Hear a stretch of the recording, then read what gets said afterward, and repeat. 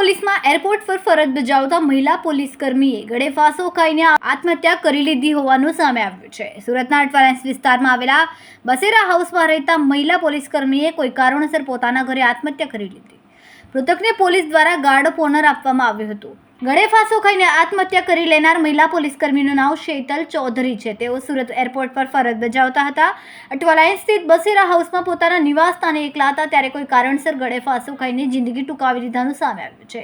મૃતક શેતલ ચૌધરીના ઘર પરથી પોલીસને સુસાઇડ નોટ મળી, જેમાં લખ્યું છે કે જીવન જીવવાના ઘણા પ્રયાસો કર્યા પણ હવે ગમતું નથી, મારા મોત માટે કોઈ જવાબદાર નથી। પોલીસે હાલ સુસાઇડ નોટ કબજે લઈને વધુ તપાસ હાથ ધરી છે।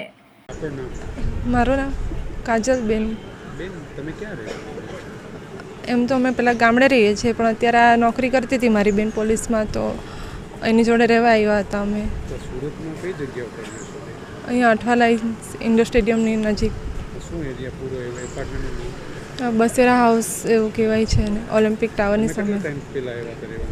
1 વર્ષ જેવું થઈ ગયું। બેન, આ બેન સાથે હવે શું આવ્યું હકીકત બની કે એવું તો હું તો ઘરે પણ હતી જ નહીં, વાંચવા માટે લાઇબ્રેરી નજીક જ છે ને, તો વાંચવા માટે જતી રહી હતી। તો સાંજે 8 વાગે આવી ત્યારે જ મને ખબર પડી। તમે શું કરો છો? આ પરીક્ષાની તૈયારી કરું છું એટલે વાંચવા માટે, આ પોલીસ માટે જ। હા, આ બેન કેટલા ટાઈમથી પોલીસ સ્ટેશન? એના 7-8 વર્ષ થઈ ગયા। હા, બીજું કંઈ તમને કંઈ ખબર છે કે મોબાઈલમાં કે? ના, ફોનમાં તો કશું નહીં ખબર, કેમ કે એનું પેલું પાસવર્ડ નામ તેમ હોય તો ટ્રાય કરી પણ ખોલ્યું નહીં મારાથી। તમારી સાથે થઈ ગઈ છે હા, ને પેલી બેન?